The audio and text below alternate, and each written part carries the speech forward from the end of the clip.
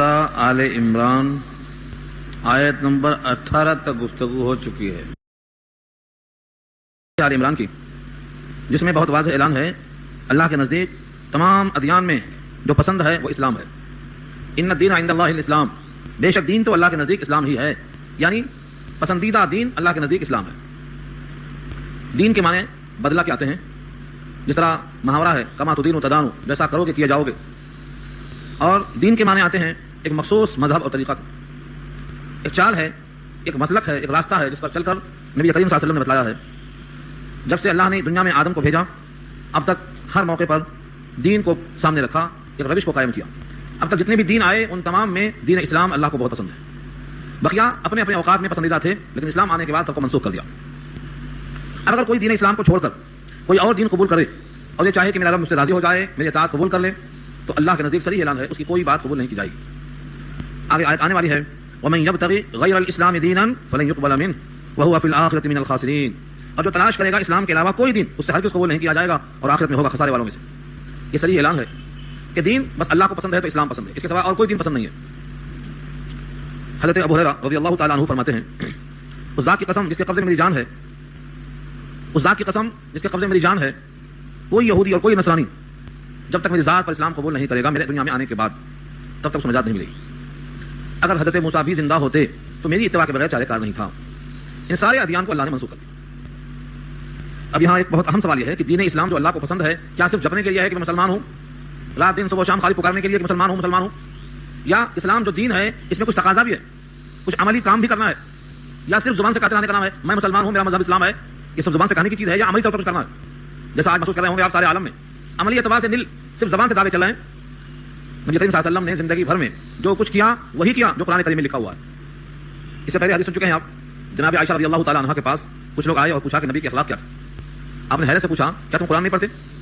کہاں خلق هو القرآن، آپ کے اخلاق وہی جو قرآن میں جو کچھ ہے وہ آپ نے کر کے دکھایا، اور ہمارے پاس آج لوگ کرنے کو تیار نہیں ہے، صرف کہنے کو تیار ہیں۔ تو یہ آیت ہمیں تقاضا کرتی ہے کہ دین کے معنی آتے ہیں ایک چال اور روش کے جس پر چل کر دکھایا ہے نبی صلی اللہ علیہ وسلم نے۔ شرع لکم من الدین ما وصى به نوح وابراہیم وموسیٰ، دین نام ہے اس ڈگر کا، اس روش کا، اس چال کا جس کی وصیت کیا تھا اللہ نے نوح کو، موسیٰ کو، عیسیٰ کو، ہر ایک کا اصول ایک ہی تھا۔ ہاں زمانے کے لحاظ سے جزیات میں فرق ہوا ہے، اصول سب کا ایک، سبوں نے عمل کیا ہے۔ معاشی لحاظ سے پستی بہانہ بنا کر چھوڑ نہیں دیا، نمازوں کا اہتمام کیا۔ زندگی بھر میں کوئی نماز قضا ثابت ہے سوائے ان چند جگہوں کے جس میں عذر تھا۔ غزوہ خندق میں 3 نماز، اور ایک بار سفر سے آ رہے تھے تھکے سو گئے، سارا قافلہ سو گیا، اس میں فجر کی نماز قضا ہوئی۔ ان 4 کے علاوہ اور کبھی نماز قضا ہوئی تو یہ دین ہمارا عملی ہے، زبانی جمع کرنے کی گنجائش یہاں پر نہیں ہے۔ نبی کریم صلی اللہ علیہ وسلم کی سیرت کو لوگ بیان کرتے ہیں لیکن کبھی یہ نہیں سوچتے کہ جس کی سیرت ہم بیان کرتے ہیں اس کی سیرت تقاضا کرتی ہے عمل کا۔ وہاں تو فاقہ ہوتا تھا، وہاں مجاہدہ ہوتا تھا، وہاں ایثار اور ترجیح سے کام لیا جاتا تھا، اور وہاں دنیا کے بجائے آخرت کو ترجیح دیا جاتا تھا۔ تو یہ دین ہمارا عملی مجاہدہ مانگتا ہے، طلب کرتا ہے۔ اللہ کے نزدیک بہترین دین اسلام ہے۔ اگر صرف کہہ دینے کے لیے کافی ہو تو سارے یہودی کہہ دیں گے کہ ہم کو اسلام پسند ہے، لیکن کہہ دینا زبان سے کافی نہیں ہے۔ یہودیوں کو معلوم ہے ہمیں کچھ چھوڑنا پڑے گا، عیسائیوں کو معلوم ہے کچھ چھوڑنا پڑے گا۔ اسی لیے کسی نے کہا ہے یہ شہادت گہے الفت میں قدم رکھنا ہے۔ یہ شہادت یعنی اشہد ان لا الہ الا اللہ و اشہد ان محمد عبدہ ورسولہ، یہ شہادت گہے الفت میں قدم رکھنا ہے۔ لوگ آسان سمجھتے ہیں مسلمان ہونا، تو بگویا مسلمانوں بلزم کی دانم مشکلات لا الہ، جب میں مسلمان ہوں کہتا ہوں تو لرز جاتا ہوں، کیونکہ لا الہ الا اللہ کہنے کے بعد کیا نافذ ہوتا ہے مجھے معلوم ہے۔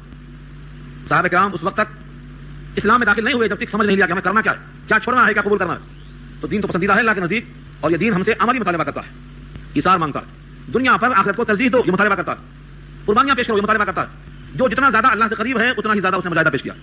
ابراہیم اللہ کے خلیل ہیں، خلت میں کتنے مجاہدہ پیش کی، ان کی زندگی پڑھیں گے آپ تو 6 قربانیاں ایسی ہیں جو بے نظیر ہیں۔ 6 قربانیاں، طویل ہے تاریخ۔ کیا آپ کو یہ نہیں معلوم ہے کہ وہ تنہا ہے گھر میں مواحد، باقی سب بتوں کو بنانے والے پوجنے والے ہیں؟ مقابلہ کیا ہے، سب بتوں کو بیچتے ہیں، بتوں کو توڑتے ہیں۔ بادشاہ وقت نے آگ میں ڈال دیا، چلے گئے آگ میں، نمرود کی آگ میں کود گئے، کس لیے کودے؟ اپنے اللہ کو راضی کرنے کے لیے۔ وطن کو چھوڑ دیا، ہجرت کر گئے اللہ کی خاطر۔ اسماعیل کو ہجرہ کو مکے میں چھوڑ دیا، لقد صحرا میں چھوڑ کر چلے گئے، کس کی خاطر؟ اللہ کی خاطر۔ ان کی زندگی پوری کی پوری کیا ہے؟ بہترین نمونہ ہے، مگر بھری ہوئی ہے مشقتوں سے، لبریز ہے محنت و جفاکشیوں سے۔ اور خود نبی صلی اللہ علیہ وسلم کا ارشاد ہے الانبیاء اشد بلاء، ابتلا کے اعتبار سے انبیاء بہت شدید گزارے گئے ہیں، اور ان میں سب سے زیادہ سخت ابتلا و آزمائش میرے ساتھ۔ ابتلا و آزمائش سوچ کر دیکھو، کوئی دین کی خاطر ایک وقت بھی پتہ نہیں کھایا ہوگا۔ 3 سال تک شعب ابی طالب کی گھاٹیوں میں آپ قید رہے، چند دنوں میں لائی ہوئی غذا ختم ہو گئی، پتے کھانے گزار دیا۔ کوئی مشقت جھیلنے والا ہے دین کے لیے؟ یہ ہے دین اللہ کو پسند ہے جو ان الدین عند اللہ الاسلام۔ یہ سوال کا جواب ہے پھر جب دین اللہ کو پسند ہے تو لوگوں نے دین سے اختلاف کیوں کیا؟ یہودیوں نے، عیسائیوں نے اور مشرکین مکہ کے امیوں نے اسلام سے مخالفت کیوں کی؟ جب نوح کا دین وہی ہے، موسیٰ کا وہی ہے، حضرت عیسیٰ کا وہی ہے، سارے انبیاء کا وہی دین ہے، مخالفت کیوں کی گئی؟ وما اختلف الذین اوتوا الکتاب الا من بعد ما جاءهم العلم اور نہیں اختلاف کیا ان لوگوں نے جنہیں کتاب دی گئی مگر ان کے پاس علم آ چکنے کے بعد. علم آیا کہ یہ قرآن حق ہے, یہ خاتم الانبیاء سید الانبیاء, علامات موجود, پھر کیوں اختلاف کیا؟ بغیم بینہم. یہ بغین علت ہے, ریزن ہے, سبب ہے, اس کو مفعول لہو کہا جاتا ہے. بغین کے معنی ضدم ضدی, سرکشی کی بنیاد پر. بغیم بینہم آپس کی سرکشی کی بنیاد پر. اور میں صراحتاً عرض کرتا ہوں آج بھی جتنے بھی اختلافات ہیں بغیم بینہم, سرکشی کی بنیاد پر ہیں. ایسا نہیں ہے کہ حق پوشیدہ ہے, حق مخفی ہے. اسی بارے میں آیت آ چکی ہے قد تبین الرشد من الغی, گمراہی سے ہدایت واضح ہو چکی ہے, کشت ازبام ہو چکی ہے, اب کوئی چیز مخفی نہیں ہے. پھر کیوں بغیم بینہم؟ آج بھی ہے. یہودیوں کو معلوم تھا ہماری سیادت جاتی, ہماری قیادت جاتی, ہماری ریاست جاتی, ہماری وجاہت جاتی, سب ختم ہو جاتی, اس بات سے نبی پر حق کا انکار کرتے رہے. آج ایسا ہی معاملہ ہے کہ لوگوں کی دنیا عزیز ہے آخرت کے مقابلے میں. یہ بغیم بینہم کا ترجمہ کر رہا ہوں. جب کبھی احساس ہو اختلافات کیوں ہیں امت میں تو بغیم بینہم کو سوچ لینا, آپس کی سرکشی, آپس کا حسد, آپسی تناؤ. لیکن ان تمام پر اللہ نے ایک نوٹ لگایا, ومن یکفر بآیات اللہ فإن اللہ سریع الحساب. جو اللہ کی آیتوں کا انکار کرے گا, سرکشی کرے گا, زیادتی کرے گا, عداوت کرے گا, اللہ جلد حساب لینے والا ہے. سریع الحساب, سریع سرعت سے بنا ہے, سرعت کے معنی جلدی. اللہ تعالیٰ کا حساب جلد ہونے والا ہے. کب ہوگا؟ ہم میں سے جتنے لوگ بیٹھے ہیں سب کا حساب قریب ہے لیکن غفلت چھائی ہے. ہمیں نہیں معلوم حساب کب شروع ہونے والا ہے. آج بھی ہو سکتا ہے شام سے پہلے. 17واں پارہ سورہ انبیاء میں پہلی آیت ہے اقترب للناس حسابهم, پہلی آیت ہے 17واں پارہ کی. اقترب للناس حسابهم وهم في غفلة معرضون. حساب ان کا قریب ہے اور وہ غفلت میں ہے, یار بنا بیٹھے. تو لوگوں کا حساب قریب ہے لیکن حساب کی تیاری سے غفلت ہے. یہ حساب کب شروع ہوگا؟ جب شروع ہوگا اللہ کے سامنے یہ حساب تو فرمایا ہے آدھے دن میں ختم ہو جائے گا. اور آخرت کا دن نہیں, دنیا کے آدھے دن میں ساری کائنات کا حساب ختم ہو جائے گا. اتنا تیز حساب دینے پر اللہ قادر. لوگ سمجھتے ہیں اتنے لوگوں کا حساب کیسے ہوگا؟ اتنی چوریاں, اتنی دھاندلیاں, اتنی ڈکیتیاں, اتنی لوٹ مار, اتنے فساد, اتنے خرابیاں, آپس میں حق تلفیوں کی کوئی تعداد ہی نہیں ہے. اتنا طویل محاسبہ کیسے ہوگا؟ اللہ قادر ہیں سریع الحساب پر. فإن اللہ سریع الحساب, اللہ بہت جلد حساب لینے والے. اس حساب کی فکر نہیں ہے تو ایمان کمزور ہے. اس حساب کی فکر ہے تو تیاری لازم ہے. نبی پاک کی دعا تھی اللہم حاسبنا حسابا یسیرا, اللہ ہمارا حساب آسان لیجیے. یہ ہمیں سکھانے کے لیے ہے. نبی تو معصوم ہوتا ہے, مغفور و مشکور ہوتا ہے, محبوب خدا ہوتا ہے, اس کو حساب سے کوئی تعلق نہیں. لیکن اللہ نے واضح بھی کیا قرآن کریم میں ما من حسابک علیہم من شیء, ان کا حساب آپ کے ذمہ نہیں, آپ کا حساب ان کے ذمہ نہیں. ان علینا حسابهم, فرمایا ان الینا ایابهم ثم ان علینا حسابهم. یہ سب لوٹ کے ہمارے پاس آئیں گے اور ہمارے ذمہ حساب لینا, حساب لیں گے ہم. اللہ اپنے ذمہ لے چکے ہیں حساب, جلد حساب دینے والے. پھر یہ غفلت ہمیں رلائے گی. جب بھی دنیا میں کسی کو خبر مل جاتی ہے کہ حساب لینے والی پارٹی آ رہی ہے تو رجسٹر فورم ٹھیک کر لیتے ہیں, تیاری کر لیتے, دکان کا حساب, مکان کا حساب فوراً درست کرتے, انکم ٹیکس سے بچنے کے لیے, سیل ٹیکس سے بچنے کے لیے, یہ عارضی نقصانات سے بچنے کے واسطے ہم ہڑبڑا جاتے. لیکن اللہ کے پاس دائمی حساب ہے, جنت یا جہنم, اس کے واسطے ہم غفلت میں بیٹھے ہوئے ہیں. نمازیں چھوڑ دیتے, زکات کو چھوڑ دیتے, لوگوں کی حق تلفی کر لیتے, جھوٹ بول دیتے. یہ اللہ نے واضح کیا.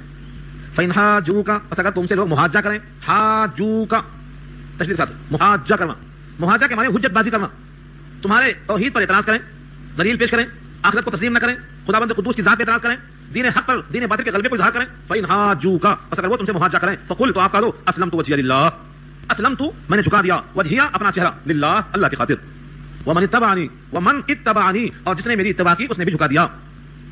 نمبر 1 اللہ نے کہلوایا ایسا کہو. نمبر 2 اللہ کے نبی نے کیا فرمایا, میں نے بھی اپنا چہرہ جھکا دیا اور جس نے میری اتباع کی ہے اس نے بھی سر جھکا دیا. سر نہیں جھکا دیا. چہرے کو کیوں کہا جھکانے کی بات؟ کہا یہ اشرف الاعضاء. جب چہرہ زمین پہ لگ گیا تو زمین کا اشرف ترین حصہ ہمارے چہروں کے ساتھ مس ہوا. چہرہ لگا, ناک لگی, پیشانی لگی, یہ پورے جسم انسانی میں سب سے اشرف و اعظم حصہ ہے. جب چہرہ زمین پہ لگا تو گویا ہم نے اپنے وجود کو خاک میں ملا دیا, اللہ کی خاطر حوالے کر دیا. اور جو آدمی اس تصور کے ساتھ اپنا چہرہ زمین پر رکھ دے کہ میرا وجود اللہ کے لیے ہے, ان صلاتی میری نماز ہے, و نسکی میری قربانیاں, محیایا میری زندگیاں, مماتی میری موت, للہ رب العالمین, سب اللہ کے لیے. تو جب بندہ زمین پر اپنے سر کو رکھ دیتا ہے گویا اللہ کے حوالے کر دیتا ہے. اب اس کو پھولنا ہے, پنپنا ہے. جو دانا خاک میں مل کر گلے گلزار ہوتا ہے, مٹا دے اپنی ہستی کو اگر کچھ مرتبہ چاہے کہ دانا خاک میں مل کر گلے گلزار ہوتا ہے. اس خاک پر دانا ابھرتا ہے, پھول پھل لگتے ہیں, صلہ ملتا ہے اس کے جھکنے کا, اپنے وجود کے کھونے کا صلہ ملتا ہے. 7 بالیاں ہوتی ہیں, 100 دانے ہوتے ہیں, 700 گنا بڑھ جاتا ہے. تو جو بندہ اپنے اشرف ترین عزم کو زمین پر رکھ دے گا اللہ اس کے اس عمل کو ضائع نہیں کرتے, اس کا صلہ ضرور دیتے. نبی پاک کو یہ پسند تھا اس لیے اپنی پیشانی کو رکھ کر اللہ کے سامنے روتے تھے. سجد وجهي للذي خلقه, میرے چہرے نے سجدہ کیا اس ذات کو جس نے اس چہرے کو بنایا. اس میں آنکھیں رکھی, اس میں ہونٹ رکھے, اس میں ناک رکھی, اس کو اشرف الاعضاء بنایا, اس انسان کو اشرف المخلوقات بنایا, خلیفۃ اللہ فی الارض بنایا. اس چہرے نے اس ذات کو سجدہ کیا. کتنی بڑی نعمت ہے یہ, کتنا عظیم طریقہ ہے اللہ کو لوٹنے کا, اللہ سے رحمتیں لوٹنے کا کتنا بہترین طریقہ ہے.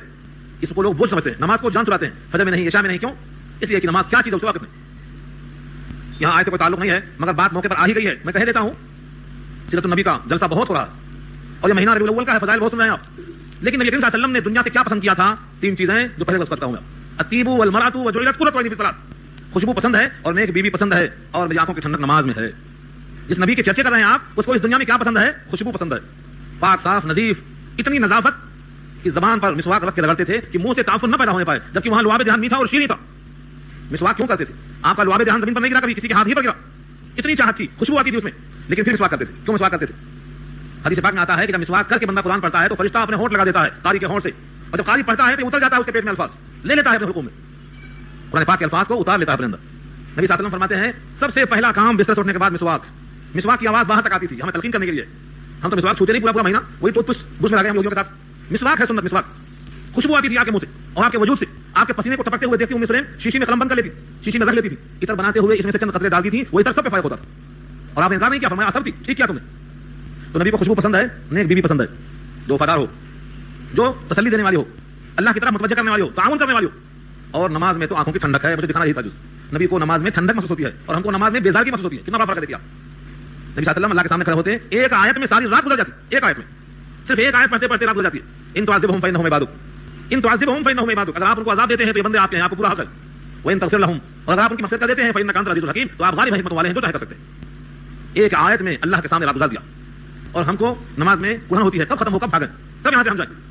تو محض جلسے کرنے سے کام نہیں چلے گا۔ نبی صلی اللہ علیہ وسلم کو خوشبو پسند تھی، خوشبو پسند کرنا ہے فطرت کے لحاظ سے۔ اب کیا کریں گے آپ؟ جھوٹ نہیں بولیں گے، کیونکہ جھوٹ سے خوشبو پیدا نہیں ہوتی، بدبو پیدا ہوتی۔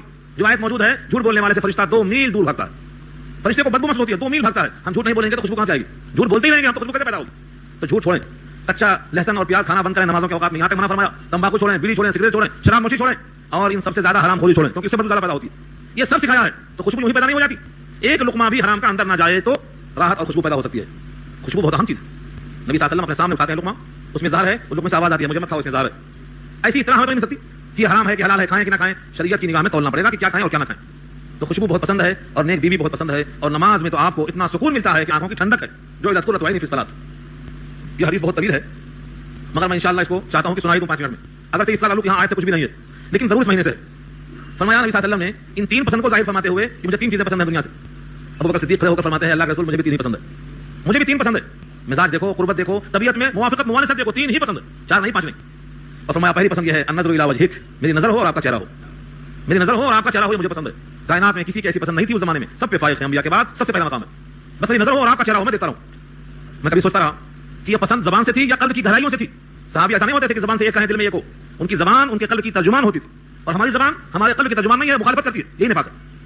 اس کا فائدہ یہ ہوا کہ جتنا نبی کو قریب سے ابو بکر نے دیکھا ہے مردوں میں کسی کو نصیب نہیں ہوا۔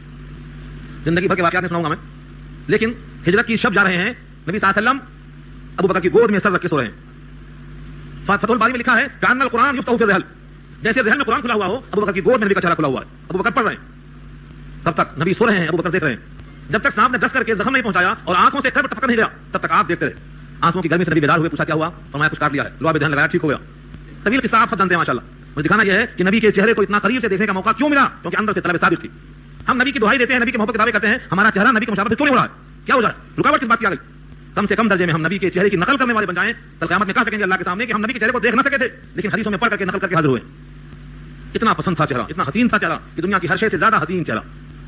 حسان بن ثابت کہتے ہیں میں 14 رات کے چاند دیکھتا اور نبی کا چہرہ دیکھتا اور فیصلہ کرنا مشکل ہوتا کہ زیادہ حسین کیا لگ رہا ہے۔ کسی ماں نے آپ سے حسین بچہ نہیں پیدا کیا، کسی کی آنکھوں نے آپ سے حسین کسی کو دیکھا نہیں۔ آپ اپنے خلق و اخلاق میں اکمل تھے اور اپنے حسن و جمال میں اجمل تھے۔ فرماتے میرا بھائی یوسف اجمل ہے اور میں اس کے مقابلے میں املہ ہوں۔ املہ کے معنی نمکین سے بولتے ہیں، ملاحت چہرے پر تھی، جو دیکھتا آپ کا ہو جاتا۔ کتنا حسن آپ کے چہرے پر تھا۔ نبی صلی اللہ علیہ وسلم کا چہرہ ان کو پسند تھا، اللہ نے خوب دکھایا اور آخری وقت میں بھی اپنے ساتھ سلا لیا اور آپ نے ایک موقع پر بتایا تھا، بائیں طرف عمر فاروق، دائیں طرف ابو بکر صدیق، دونوں ہاتھ اٹھا دیا اور فرمایا ہاکذا نحشر یوم القیامہ، قیامت میں ہم دونوں ایسا ہی کھڑے ہوں گے۔ یہ سب کیا ہے؟ چاہتوں کی بنیاد پر ہے، لیکن صرف زبان سے نہیں، ہماری زبان ہمارے قلب کی ترجمان بنے، زبان سے وہی ظاہر کرے جو ہمارے قلب میں ہو۔ آگے فرمایا میری دوسری پسند یہ ہے انفقت مالی علی امرک، میرا مال ہو اور آپ پر خرچ ہو، میرا مال ہو اور آپ پر خرچ ہو، یعنی خدا کے رسول پہ خرچ ہو۔ ہم کیا چاہتے ہیں؟ دین کے نام پہ خوب جمع ہو جائے، خرچ کرنے کی بات ہی نہیں۔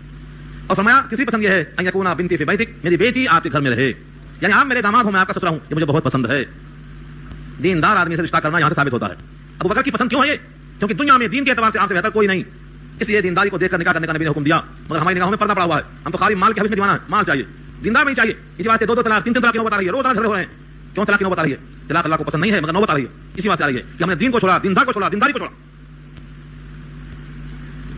یہ کہانی کی بہت طویل بات ہے، آپ کا جملہ سن کر عمر فاروق کھڑے ہوتے ہیں، اے اللہ کے حبیب مجھے بھی 3 چیزیں پسند ہیں، اس کائنات میں 3 چیزیں پسند ہیں، الامر بالمعروف والنہی عن المنکر وصوب الخلق، اچھے کام کا حکم کرنا اور بری باتوں سے روک دینا اور پرانا کپڑا پہن لینا، یہ تینوں کام بہت پسند ہے۔ جملہ بہت مختصر ہے، ان کی زندگی شروع سے آخر تک آپ دیکھیں گے تو ہمیشہ اچھے کام کا حکم کرتے ہی رہے اور برے کام سے ہمیشہ روکتے ہی رہے۔ بڑے شاید آپ کو سنایا تھا، یاد ہوگا خنجر لگا ہوا ہے, شہید ہو چکے ہیں, آخری وقت ہے. اس موقع پر بھی ایک نوجوان آیا نصیحت کرنے کے واسطے, تسلی دینے کے واسطے آیا کہ آپ تو خلیفہ ہیں, برحق ہیں, آپ جنت الفردوس کے حقدار ہیں, اور آپ ایسے اور آپ ایسے ہیں. لمبی تعریف کیا. جاتے وقت نگاہ پڑ گئی عمر کی پاجامہ یا لنگی تخنے سے نیچی ہے, کہا نوجوان کو واپس لاؤ, آخری وقت ہے بالکل شہادت کا. فرماتے ہیں ارفع ازارک, اپنے تہبند کو اونچا کر لے, ناپاکی سے بچ جائے گا, اور تیرا رب تو سے راضی ہو جائے گا, تیرا رب تو سے راضی ہو جائے گا. تو برائیوں پر ٹوکنا آخری دن تک, بلکہ آخری لمحے تک باقی رکھا ہوں. تو جو زبان سے پسند کیا تھا, عمل سے ظاہر کیا ہے. پرانا کپڑا خالی زبان سے بول نہیں دیا, بیت المقدس فتح کرنے جا رہے ہیں تو جسم پر 17 پیمن لگے ہوئے ہیں, جبکہ 22 لاکھ مربع میل کا حاکم ہے. کوئی باڈی گارڈ کی ضرورت نہیں ہے, خاک کا تکیا اور خاک کا بستر, سوتا ہے نبی کا دیوانہ. اس آپ پوچھتے ہیں خلیفہ کہاں ہے, خلیفہ یہ سو رہا. خلیفہ ایسے ہوتا, شان شوکت دبدبا چوکیدار, اور ہمارا خلیفہ یہ ہے. کوئی خوف نہیں ہے, کیونکہ جو اللہ سے ڈرتا ہے وہ ڈرتا نہیں کسی سے, اس کے اندر خوف ہوتا ہی نہیں کسی کا. اور جو اللہ سے نہیں ڈرتا وہ سب سے ڈرتا, وہ بزدل ہوتا. اس وجہ سے آج ضرورت پڑتی باڈی گارڈ کی. جان پہ لکھا الحمدللہ, ثابت ہو گیا کہ میں حق پر ہوں. مارنے والا خدا کا دشمن ہے, میرا بھی دشمن ہے, میں خدا کا دوست ثابت ہو گیا. یہ ہے ہمارا مزاج. تو جو کہا وہ کر کے دکھایا. عثمان غنی کھڑے ہوتے ہیں اور فرماتے ہیں اللہ کے حبیب مجھے بھی 3 پسند ہے, اطعام الجیران, قسمت العریان, وتلاوت القرآن. پڑوسیوں کو کھانا کھلانا, جن کے پاس کپڑا نہیں ہے, ننگے ہیں, انہیں لباس پہنانا, اور تلاوت قرآن. یہ 3 کام مجھے بہت پسند ہے.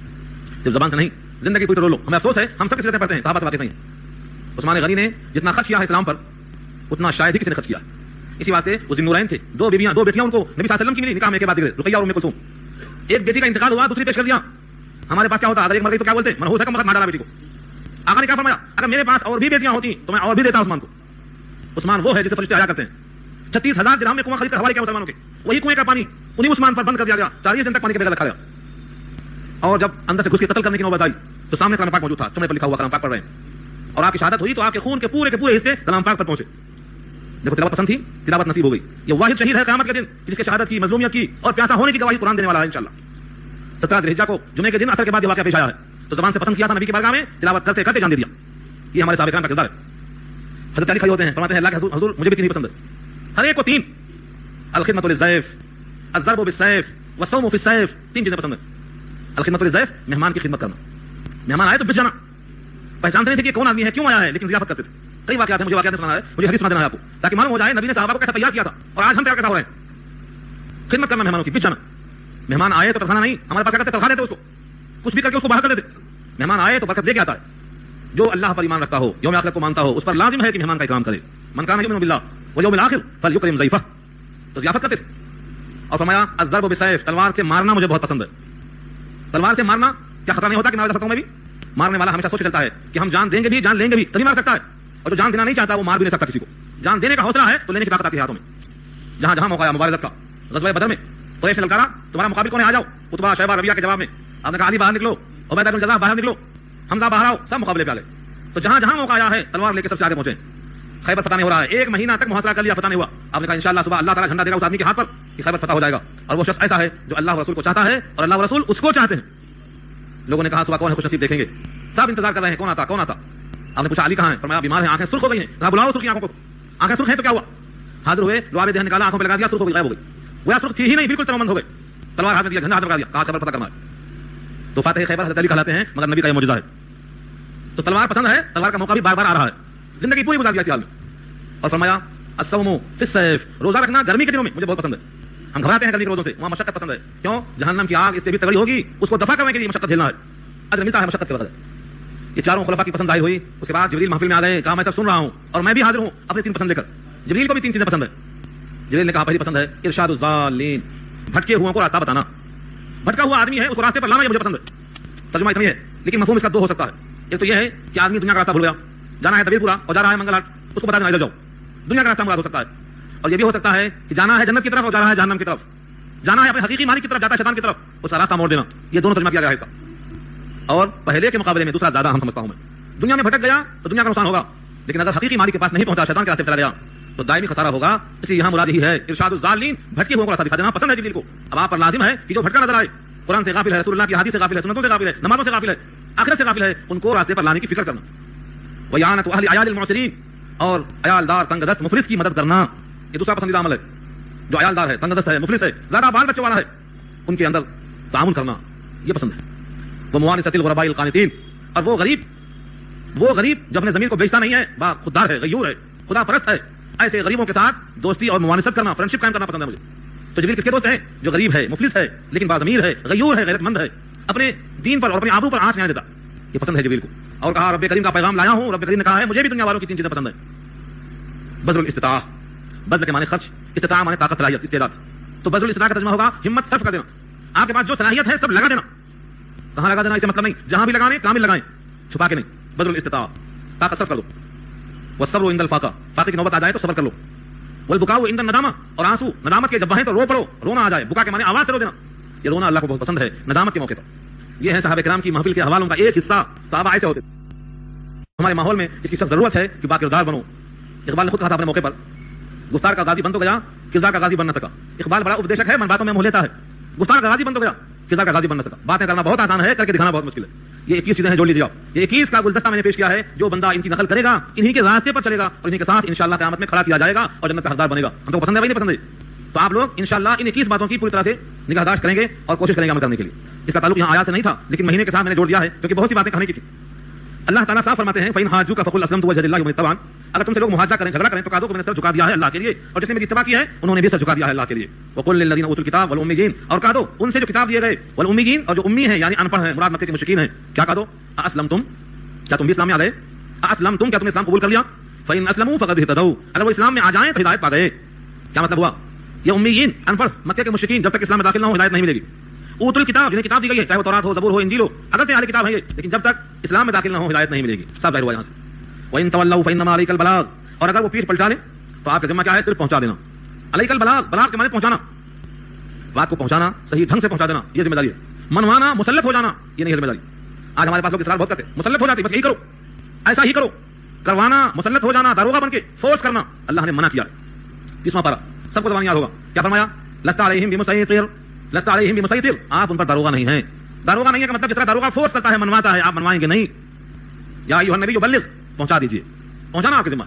فإنما علیک البلاغ وعلینا الحساب، آپ کے ذمہ پہنچانا ہے، حساب لینا ہمارے ذمہ. تو جب نبی داروغہ نہیں ہے تو مسلط ہونے کا ہم کو کیا حق پہنچتا ہے؟ ہم دل جیتیں، ان کے دل میں اسلام کے بارے میں اطمینان پیدا کریں. مسلط ہونا، ہٹھرمی کرنا، ضد کرنا، جبر اکراہ کرنا، یہ فرمایا درست نہیں ہے. فإنما علیک البلاغ واللہ بصیر بالعباد، اللہ دیکھ رہا ہے، بندوں کو اچھی طرح سے دیکھنے والا ہے. یعنی کون سا بندہ اسلام قبول کر چکا، کس کی زبان قلب کی ترجمان ہے، کون حقیقی مومن مسلمان ہے، ہدایت ملی یا نہیں ملی، ہر بندے کو اللہ دیکھ رہا ہے. یہ کیوں کہا؟ کیونکہ اس زمانے میں لوگ حق کہنے والے کو قتل کر دیتے تھے. اللہ کا شکر ہے کہ آج حق کہنے والے کو کم سے کم سن لیا جا رہا ہے. اس زمانے میں حق کہنے والے کو قتل کر دیتے تھے. ایک دن میں 70 نبیوں کو قتل کرتے تھے. 70 نبیوں کو، 40 اور 3 43 آدمیوں کو قتل کیا، اور 124 آدمی آئے سمجھانے والے، ان کو بھی قتل کر دیا. اگلی آیت دیکھ لیجیے. ان الذين يكفرون بآيات الله، بے شک جو لوگ کفر کرتے ہیں اللہ کی آیتوں کے ساتھ، نشانیوں کے ساتھ. ويقتلون النبيين، يقتلون النبيين، نبی کی جمع ہے نبیین، نبیوں کو قتل کرتے تھے. بغیر حق، نہ حق طریقے سے. نہ حق کا مطلب کیا ہوتا؟ کسی نے کسی کو قتل کیا ہے، اس کے بدلے میں اسے قتل کیا جائے تو یہ حق پر ہے. نبی کو قتل کرتے تھے نہ حق، یعنی بلا قصاص کے. ایک شادی شدہ ہے پھر بھی زنا کیا تو سنسار کیا جائے گا، یہ حق طریقے سے مارا جائے گا. یہاں یہ بھی نہیں ہے. کس جرم میں قتل کیا گیا؟ ويقتلون الذين يأمرون بالقسط من الناس، اور قتل کر ڈالتے تھے ان کو جو حکم کرتے تھے انصاف کا لوگوں میں سے، جو انصاف کرنے کا حکم کرتے تھے ان کو بھی مارتے. تم بیچ میں آئے کیسے؟ اور اس کی مکمل وضاحت آپ کو دیکھنا ہے تو سورہ یاسین سمجھ کے پڑھ لینا. 2 قاصد پیغام لے کے آئے، ان دونوں کی بات قوم نے نہیں مانا، تیسرے کو ہم نے بھیجا، فعززناهما بثالث، تیسرے کو بھیجا. قوم نے کیا کیا؟ نہ وہ دونوں نہ یہ تینوں کو قتل کر ڈالا. یہ مثال ہے اس کی. تو نبیوں کو قتل کر دیتے اور جو حکم کرتے انصاف کا لوگوں میں سے ان کو بھی قتل کر ڈالتے. ان تمام کے لیے کیا انجام ہے؟ فبشرهم بعذاب علیم، المناک عذاب ان کے حق میں مقدر ہو چکا ہے. فبشرهم، بشارت دے دو ان کو. صاحب لکھتے ہیں صاحب جلالین علامہ سیوطی، عذاب علیم کی بشارت دے دو یا ڈرا دو. کہا یہ دھمکی ہے اور ایک معنوں میں تعریض اور طنز ہے. بشارت ان کی بدل گئی. بشارت کے حقدار کب بنتے؟ جب نبیوں کی بات مانتے، نہیں مان کے قتل کر دیا. بشارت باقی ہے لیکن بشارت کس کی دی جائے گی؟ جنت کی نہیں، المناک عذاب کی. بدل دیا اللہ نے اس کو. اولئک الذین حبطت اعمالهم فی الدنیا والآخرہ، وہی لوگ ہیں کہ ان کے اعمال حبط ہو گئے. حبط کے معنی ناکارہ ہو گئے، معطل ہو گئے، نکمے ہو گئے. فی الدنیا والآخرہ، دنیا میں بھی اور آخرت میں بھی. اس کا مطلب یہ ہوا کہ ہم دھوم مچا کے جو اعمال کرتے ہیں بعض غلطیوں کی بنا پر یہ پورے اعمال نکمے ہو جاتے، ناکارہ ہو جاتے. اس کا ہمیں اجر نہیں ملتا. یہ کون کون سے اعمال ہیں جن سے عمل حبط ہو جاتا ہے؟ مثلا ایک آدمی مرتد ہو گیا، ایک آدمی مرتد ہونے کی وجہ سے اب تک جتنی نیکیاں کیا تھا سب مٹی ملے گی، ختم ہو گئی. مرتد ہونے کی بنا پر کسی بھی عمل کا کوئی ثواب نہیں ملے گا. کسے کہتے ہیں مرتد ہونا؟ اسلام میں آنے کے بعد، ایمان میں آنے کے بعد اسلام سے نکل جانا. آج بہت سے فرقے بن گئے، بظاہر لگتا ہے کہ وہ اسلام میں ہیں لیکن ان کے عقیدے کو دیکھو تو نکل چکے، جا چکے. وہ کیا یہ مرتد ہے؟ اب وہ کون ہے، کیا ہے، کیسے ہیں؟ یہ جلسے عام میں بیان کرنے کے لائق نہیں ہے، سمجھانا مشکل ہے. تحاوی جو کتاب ہے عقیدے کی، اس کو پڑھو معلوم ہوتا ہے عقیدہ توحید کیا ہے. وما لهم من ناصرین، اور جن کا عمل دنیا میں آخرت میں حق ہو گیا ان کا کوئی حامی مددگار نہیں ہے. یہ مثال دیا اللہ نے. کیا کہا یہ مثال ہے؟ الم تر الى الذين اوتوا نصيبا من الكتاب يدعون الى كتاب الله ليحكم بينهم. یہ آیت ایسا فٹ ہوتی ہے ہمارے زمانے پر کہ لگتا ہے آج ہی نازل ہوئی ہے. 2 آدمی یہود میں سے مقدمہ لے کے آئے، زانی مرد زانیہ عورت، مقدمہ آیا نبی کی جناب میں فیصلہ کرنے کے لیے. آپ نے کہا ان دونوں کو رجم کر دیا جائے، شادی شدہ ہیں، زنا کیا ہے، سزا کیا ہے، سنسار کر دیا جائے. انہوں نے کہا کہ ہماری تورات میں ایسا نہیں ہے. تورات منگا لو. تورات منگائی گئی. کھولنے کے بعد جہاں وہ مضمون تھا وہاں پر ہاتھ رکھ دیا، کہا دیکھو یہاں نہیں ہے. عبداللہ بن سلام جو پہلے یہود کے عالم تھے، اسلام میں آ چکے تھے، ان کا ہاتھ ہٹاؤ، کہا دیکھو یہ کیا لکھا ہوا ہے، یہ لکھا ہوا ہے اور تم چھپا رہے ہو اس کو ہاتھوں سے نبی کے سامنے، اور کہہ رہے ہیں کہ رجم نہیں ہے، چہرے پہ سیاہی لگا دو، گدھے بٹھا دو، تفریح کرا دو، چھوڑ دو، یہ لکھا ہے. یعنی جو اللہ نے فیصلہ دیا ہے اس فیصلے کو مسخ کرنے کی چال چلی جا رہی تھی. آج بھی ایسا ہی ہو رہا ہے. جب کسی سے کہا جاتا ہے اللہ کے فیصلے کی طرف آ جاؤ، تو جس کا حق ملنا والا ہے وہ تو بولتا ہے ٹھیک ہے آ جائیں گے، اور جس کا حق گھٹنے والا ہے وہ بولتا ہے نہیں، کافر کے پاس جائیں گے، جیل کے پاس جائیں گے. جو شریعت سے واقف نہیں ہے، جو کافر ہے، اس کے پاس جائیں گے، شریعت کے خلاف فیصلہ دے گا اس کے پاس جائیں گے. ہمیں حق ملنا ہے کسی بھی طریقے سے ملے. حالانکہ نبی پاک کا ارشاد یہ ہے اگر میں بھی کسی کو دے دوں اور حقیقت میں وہ اس کی نہیں ہے تو میں نے جہنم کا ٹکڑا دیا. حقیقت میں اس کی نہیں ہے اور میں نے فیصلہ دے دیا تو بھی جہنم کا ٹکڑا دے دیا، لے چاہے چھوڑ دے. تو پھر آج کے یہ لوگ کیا فیصلہ دیں گے جو شرعاً جائز ہوگا، لیکن پورے کے پورے لوگ صاف کے صاف بھر رہے ہیں. علماء کے پاس نہیں جائیں گے، شرعی کونسل میں نہیں جائیں گے، محکمہ شریعہ میں نہیں آئیں گے، علماء سے رجوع نہیں ہوں گے. قرآن میں حدیث میں کیا ہے کوئی مطلب نہیں، ہمیں ملنا چاہیے کسی حال میں. یہ آیت دیکھیے آپ، الم تری، کیا آپ نے دیکھا الی الذین اوتوا نصیبا من الکتاب، ان لوگوں کی طرف جنہیں کتاب میں سے کچھ حصہ دیا گیا، یعنی تورات میں سے، زبور میں سے، انجیل میں سے، یدعون الی کتاب اللہ، بلائے جاتے ہیں کتاب اللہ کی طرف، لیحکم بینہم، تاکہ آپ ان کے درمیان فیصلہ کر دیں. ثم یتولی فریق منہم، ایک فریق ان میں سے منہ پلٹا دیتا ہے، وہم معرضون، اور وہ اعراض کرتا ہوا چلا جاتا ہے. تو وہ بھی شریعت سے اعراض کرتے تھے اور آج ہم بھی شریعت سے اعراض کرتے ہیں. دونوں کا جرم کیا ہے؟ اسی مضمون کو تیسرے پارے کے بعد پانچویں پارے میں پھر آئے گا کہ جو سمجھتے ہیں کہ ہم مسلمان ہیں لیکن شریعت کا فیصلہ منظور نہیں، رسول اللہ کا فیصلہ منظور نہیں، رب کی قسم ہے وہ مومن نہیں، وہ مومن نہیں. جب تک وہ نبی کو جج نہیں مان لیتے اور نبی کے فیصلے کو تسلیم نہیں کر لیتے تب تک رب کی قسم ہے وہ مومن نہیں. یہ مضمون آنے والا ہے سورہ نساء 5واں پارہ آیت نمبر 65 کے دوران 60 اور 65 کے بیچ میں دیکھ لیجیے آپ. معلوم یہ ہوا کہ کچھ خام خیالی ہوتی ہے لوگوں کی. وہ سمجھتے ہیں جب آئے گا محشر کا میدان، جب دیکھا جائے گا کچھ بھی کر کے نکل جائیں گے وہاں بھی، جیسے یہاں بھی کچھ کر لیتے ہیں. اور یہ عقیدہ آج کا نہیں ہے، یہودیوں کا بھی تھا. یہی آیت آگے آ رہی ہے. یہودی کہتے تھے ہم کو جہنم کی آگ نہیں چھوئے گی، کیوں؟ ہم اللہ کے لاڈلے ہیں، ہم اللہ کے چہتے ہیں، نحن ابناء اللہ واحباؤہ، ہم اللہ کے محبوب ہیں، ہم اللہ کے بیٹے ہیں. لن تمسنا النار، ہمیں آگ چھوئے گی نہیں. ہاں اگر بہت سے بہت آگ میں چھوا بھی تو صرف اتنے دن جتنا دن ہمارے باپ دادا نے بچڑے کی پوجا کی تھی، بس. وہ کتنا دن ہے؟ وہ 40 دن. 40 دن بچڑے کی پوجا کی تھی، وہ 40 دن ہی ہم کو آگ چھوئے گی، بقیہ تو ہمیں آگ چھوئے گی ہی نہیں. دیکھو جملہ ذالک بانہم، یہ سب اس واسطے ہے، قالوا، انہوں نے کہا، لن تمسنا النار، ہم کو آگ نہیں چھوئے گی، الا ایام معدودات، مگر گنتی کے چند دن. وہ چند دن کون ہے؟ وہی 40 دن. وغرہم فی دینہم، اور فریب میں ڈال دیا ان کو ان کے دین میں، ما کانوا یفترون، جو کہتے تھے. کیا کہتے تھے؟ عیسیٰ اللہ کے بیٹے ہیں اور ہم بیٹے کے چہتے ہیں، بیٹے کے ساتھ چلے جائیں گے. یہودی کہتے تھے عزیر اللہ کے بیٹے ہیں اور بیٹے کے ہم چہتے ہیں، ساتھ چلے جائیں گے. اور یہی فراڈ آج بھی ہو رہا ہے. ہزاروں انسان سوچتے ہیں ہم فلاں کے چہتے ہیں اور فلاں فلاں کے چہتے ہیں اور ہم ساتھ چلے جائیں گے. حالانکہ قرآن کریم واضح اعلان کرتا ہے فإذا نفخ في الصور فلا أنساب بينهم، جب سور پھونکا جائے گا تو نسب نامہ کام نہیں آئے گا، نسب نامہ نہیں پوچھا جائے گا. فإذا نفخ في الصور فلا أنساب بينهم يومئذ ولا يتساءلون، اللہ کے الفاظ ہیں. سوال نہیں کیا جائے گا تم کس کے بیٹے ہیں. بندے عشق شدی ترک نسب کن جامی کی دری راہ فلاں ابن فلاں چیزیں نیست. آقا نے کیوں کہا تھا اگر فاطمہ بنت محمد بھی چوری کرتی تو میں اس کے بھی ہاتھ کاٹ دیتا؟ کیوں؟ خدا کا حکم نافذ کرنے میں اتنی سختی کیوں؟ نبی کی بیٹی ہے، نبی کے ساتھ چلی جاتی جنت میں. فرمایا نہیں، اگر فاطمہ بنت محمد بھی چوری کرتی تو اس کا ہاتھ میں کاٹ دیتا. فاطمہ مخزومیہ عورت کے حوالے سے بات کر رہا ہوں، قصہ طویل ہے، اشارہ کر دیا میں نے. نبی صلی اللہ علیہ وسلم کبھی کسی حال میں شریعت کے احکامات میں کمی ذاتی کو قبول نہیں کرتے تھے، مکمل اسلام کو قبول کرنا. فکیف اذا جمعناہم، پس کیا حال ہوگا، فکیف اذا جمعناہم، پس کیا ہوگا جب ہم جمع کریں گے لوگوں کو، لیوم، ایسے دن میں، لا ریب فیہ، لا ریب فیہ، جس میں کوئی شک نہیں. وہ کون سا دن ہے جس میں کوئی شک نہیں؟ میں ہر وقت عرض کرتا ہوں لوگوں کو شک کیوں ہے؟ قیامت کب آئے گی؟ بہت لمبا مسئلہ ہے، ہزاروں لوگ پڑے ہیں قبروں میں، سب یہی سنتے ہیں قیامت آئے گی. قیامت آئی نہیں. 1425 سال گزر چکے نبی سے سنتے ہوئے قیامت قریب ہے، اور مردے قبروں کے اندر پڑے ہوئے قیامت قریب ہے. یہ دماغ میں وہاں مت، قیامت قریب نہیں ہے. دو باتیں عرض کرتا ہوں. حدیث میں آیا ہے من مات فقد قامت قیامتہ، جو مرا قیامت شروع، جو بھی مرا قیامت شروع. اور کون کب مرے گا کسی کو خبر نہیں. وما تدری نفس ما لا تکسب غدا، وما تدری نفس بأي ارض تموت، کب مرے گا کہاں مرے گا کوئی خبر نہیں. تو مرتے ہی قیامت شروع. اور دوسری بات میں نے اس سے پہلے کہا تھا ابن جوزی کے حوالے سے، انہوں نے کہا اے اہل بقا، اے ہمیشہ رہنے والو، تم مرنے کے واسطے نہیں بنائے گئے، تم فنا ہونے والے نہیں ہو. تم پہلے آدم کی پشت میں تھے، آدم کے پشت سے آبا و اجداد کی صلب میں آتے گئے، اس کے بعد ماؤں کے رحم میں منتقل ہوتے گئے. اب دنیا میں ایک کے بعد دیگرے آتے گئے، دنیا سے ایک کے بعد دیگرے قبر میں جاتے رہے، اور قبروں سے نکل کر موقف حساب محشر میں آتے رہے. اور اس کے بعد دائیں ہاتھ میں نام اعمال ہوگا یا بائیں ہاتھ میں ہوگا، جنت میں جائیں گے یا جہنم میں جائیں گے. ختم نہیں ہونے والے. مومن ہو یا کافر کبھی ختم نہیں ہوگا، یہ باقی رہنے والا ہے، اس کو فنا نہیں ہے. اس کا مقام ہے دار الخلود، جنت کا نام. تو یہ مت سمجھو کہ ختم ہو گیا قصہ. جتنا ایسا ہے لا ریب فیہ، اس میں کوئی شک نہیں. ہم ماں باپ کے صلب میں تھے، کوئی شک نہیں. ماؤں کے پیٹ میں تھے، کوئی شک نہیں. آج دنیا کے پیٹ میں ہیں، کوئی شک نہیں. کل انشاءاللہ قبروں کے پیٹ میں ہوں گے، کوئی شک نہیں. اس کے بعد محشر کے میدان میں ہوں گے، کوئی شک نہیں. پھر جنت یا جہنم میں جائیں گے، اس میں کوئی شک نہیں. اور یہ مت سمجھو کہ جہنم میں صرف گنہگار جائیں گے. عجیب و غریب انداز رکھا ہے اللہ نے. جنت میں جانے کے لیے راستے میں جہنم آتی ہے، اس کے اوپر پل صراط ہے جس کا نام پل ہے. چار مینار کو آنا ہے تو نیا پل پار کرنا ہی پڑے گا، آنا اس کے اوپر سے. 16واں پارہ سورہ مریم کے الفاظ ہیں، ہر شخص جہنم کے اوپر سے گزرے گا، جیسے جہنم سے. کوئی شخص نہیں ایسا باقی ہے جو کہے کہ ہم اس کو چھوڑ دیں، یہ پل اوائڈ کر دیں. ثم ننجي الذين اتقوا، پھر جو متقی ہیں ان کو ہم بچا لیں گے وہاں سے.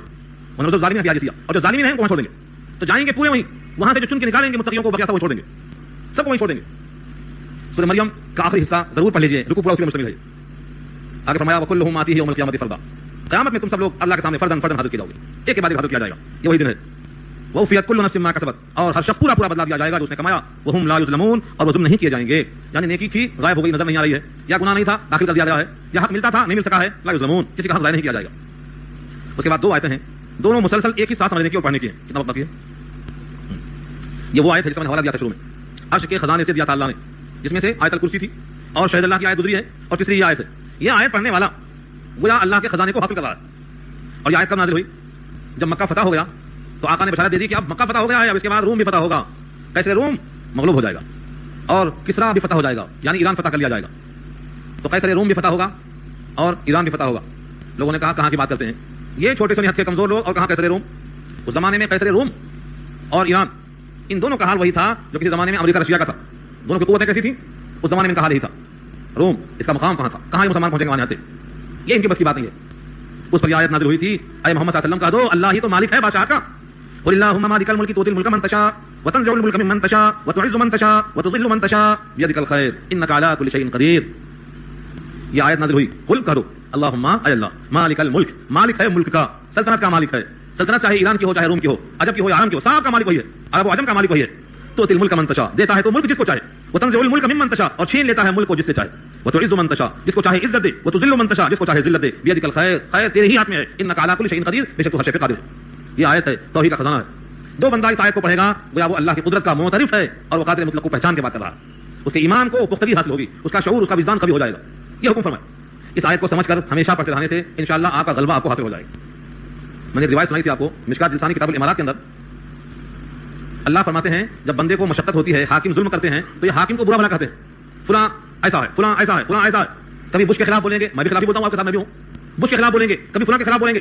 یہ دنیا والوں کا اصول ہے کہ بادشاہوں کے خلاف بولتے ہیں، مگر اس روایت میں فرمایا نبی صلی اللہ علیہ وسلم نے، اللہ یوں فرماتے ہیں، حدیث قدسی ہے، اللہ یوں فرماتے ہیں لا تسبوا الدهر انا الدهر، زمانے کو برا بھلا مت کہو، میں ہی زمانہ ہوں، انا ملک الملوک، میں بادشاہوں کا بادشاہ ہوں، قلوب الملوک فی بیدی، بادشاہوں کے دل میرے ہاتھ میں ہے، یہ ہے بیدک الخیر، میرے ہاتھ میں ہے۔ جب تم سے ناراض ہوں تو مجھے راضی کرو، میں ان کے دل کو تم پہ مہربان کر دوں گا، ان کو برا بھلا کر اپنے اوقات ضائع مت کرو، وہ تم پہ مہربان نہیں ہو سکتے جب تک مہربان میں نہ ہو جاؤں۔ کائنات میری ہے، یہ گھر میرا، ان کے قلوب میں چٹکیوں کے درمیان میں، بندوں کے دل رحمان کی چٹکیوں کے درمیان میں، یقلب کیف یشاء، جس طرح چاہتا ہے پھرتا رہتا ہے وہ، یہ ہے عقیدہ بیدک الخیر پہ۔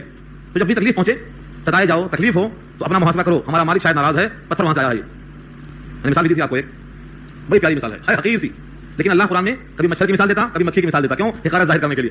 کہا ایک کتے کی طرف پتھر پھینکو، پتھر جا کے کتے کو لگتا ہے، مگر کتا آپ کی طرف رخ کر کے بھونکنا شروع کرتا ہے، پتھر کی طرف متوجہ نہیں ہوتا، اسے معلوم ہے کہ پتھر خود سے نہیں آیا ہے، اس نے پھینکا ہے تو آیا، اس کو بھی معلوم ہے کہ پتھر خود سے نہیں آیا۔ اتنا تو شعور رکھو کہ دنیا میں آنے والی مصیبتیں اس کے حکم سے آتی ہیں، خود سے نہیں آ سکتی ہیں۔ زمین پر کوئی پتا نہیں گرتا اس کے حکم کے بغیر، اور زمین سے کوئی جان نکلتا نہیں اس مرضی کے بغیر۔ جب بھی کوئی پتا گرتا ہے درخت سے تو خدا کے علم سے گرتا ہے۔ سورہ انعام کی آیت ہے وما تسقط من ورقة الا يعلمها ولا حبة في ظلمات الارض ولا رطب ولا يابس الا في كتاب مبين، لکھا ہوا پہلے سے۔ اتنی واضح بات ہے، اتنا واضح پیغام ہے، پھر ہم ان کو برا بولتے ہیں، ان کو برا بولتے ہیں، ان کو برا بولتے ہیں۔ حقیقی مالک کو راضی کر لو، یہی کہا جاتا ہے۔ لوگ کہتے ہیں اسباب مہیا کرو، اسباب بھی مہیا وہی کرتا ہے، کیوں؟ اس کی طاقت کا اندازہ کرو۔ آگے دلیل پیش کیا اللہ نے، تولج اللیل فی النہار، داخل کرتا ہے رات کو دن میں، وتولج النہار فی اللیل، اور داخل کرتا ہے دن کو رات میں۔ کیسے؟ 12 گھنٹے کا دن، 12 گھنٹے کی رات۔ لیکن جب دن کو داخل کر دیتا ہے رات میں تو رات 12 گھنٹے کی نہیں ہوتی، 15 گھنٹے کی ہو جاتی۔ سردیوں میں رات 15 گھنٹے کی اور دن 9 گھنٹے کا، اور گرمی میں اس کا الٹا ہو جاتا ہے، دن 15 گھنٹے کا رات 9 گھنٹے کی۔ یہ کیسے ہو گیا؟ وہ قادر مطلق ہے، داخل کرتا ہے روزانہ تھوڑا تھوڑا، محسوس نہیں ہونے دیتا ہم کو۔ وہ تخرج الحی من المیت، اور نکالتا ہے زندے کو مردے سے، یعنی اندے سے مرغی نکالتا ہے۔ وہ تخرج الحی وتخرج المیت من الحی، اور نکالتا ہے مردے کو زندے سے، یعنی مرغی سے انڈا نکالتا ہے۔ کبھی مرغی سے انڈا، کبھی اندے سے مرغی، کبھی گٹلی سے درخت، کبھی درخت سے گٹلی۔ یہ اللہ کی شان ہے۔ حقیر انسان کا قطرہ، اس سے انسان بنتا ہے، پھر اس قطرے سے انسان، کبھی انسان سے قطرہ۔ تو یہ اللہ کی شان بتایا اللہ نے۔ وترزق من تشاء بغیر حساب، اور روزی دیتا ہے جس کو چاہتا ہے تو بغیر حساب کے، کوئی قابلیت نہیں، کوئی تعلیم نہیں، قابلیت کوئی شرط نہیں اس کے لیے، اللہ کے پاس جو ہے فیصلہ اس کی مرضی ہے۔ اس لیے بندہ اللہ کی طاقت کو محسوس کرے اور ان آیتوں کے ذریعے سے اپنے توحید کو پختہ کر لے۔ یہ 2 آیتیں زبانی یاد کر لو، قل اللہم سے لے کر کے بغیر حساب تک 2 آیتیں زبانی یاد کرو، توحید پختہ ہوگی، اللہ پر بھروسہ کامل ہوگا، انشاءاللہ اس کو آپ پہ رحم آئے گا، پیار آئے گا۔ دعا کر لیجیے۔ الحمدللہ رب العالمین والصلاۃ والسلام علی سید المرسلین یا حی یا قیوم برحمتک نستغیث اللهم انا نسألك الهدى والتقى والعفاف والغنى اللهم آت نفسي تقواها انت وليها ومولاها وانت خير من زكاها يا حي يا قيوم برحمتك نستغيث اللهم انا نعوذ بك من الشقاق والنفاق وسوء الاخلاق۔ اے اللہ ہماری خطاؤں کو معاف فرما، اے اللہ سچا ایمان، تقوی، انابت، رجوع نصیب فرما، اپنی محبت نصیب فرما، اپنی عظمت نصیب فرما، اے اللہ قرآن کریم سے محبت نصیب فرما، اے اللہ نبی پاک کی سنتوں سے پیار نصیب فرما، اے اللہ جب تک دین اسلام پر باقی رکھیے اور جب یہ موت مقدر ہو تو ایمان کی حالت میں آئے، جب دم واپس ہو یا اللہ لا جاری ہو لا الہ الا اللہ وصلی اللہ تعالی علی خیر خلقہ سیدنا مولانا محمد وعلى اله وصحبه اجمعین برحمتک یا ارحم الراحمین۔